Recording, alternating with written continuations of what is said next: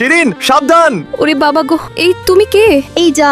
শিরিন তোমার কি হয়েছে? তুমি ঠিক আছো? ওঠো ওঠো আস্তে। হ্যাঁ লাঠিটা ধরো, এখন চলো। বিরাজ, একটু আগে কি হয়েছিল? কিছু না, একজন তোমার দিকে কিছু ছুড়তে চেয়েছিল কিন্তু আমি আটকে দিয়েছি। তোমার কোথাও লেগেছে কি? না লাগেনি।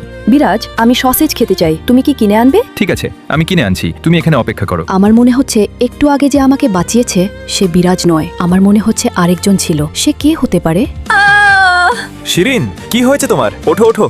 রুবেল, তুমি? হ্যাঁ শিরিন, আমি রুবেল। তাহলে আড়াল থেকে তুমি আমাকে রক্ষা করছো? আমি জানতাম তুমি বলতে পারছো না, তাই আমি চুপচাপ তোমাকে রক্ষা করছো। তুমি এত বোকা কেন? তাহলে তুমি অনেক কষ্ট পেয়েছো, তাই না? শিরিন আমি তোমাকে বাড়ি নিয়ে যাই, আমরা বিয়ে করি কেমন? কিন্তু তোমার বাবা মা আমাকে পছন্দ করে না তো। আমি চেষ্টা করব যাতে তারা তোমাকে মেনে নেয়। শিরিন। বিরাজ, তুমি চলে যাও। তোমার জন্য রুবেল এত কষ্ট সহ্য করেছে, তুমি জানো? হ্যাঁ আমি আমার ভুল বুঝতে পেরেছি, আমাকে মাফ করে দাও। এইটা নাও প্লিজ।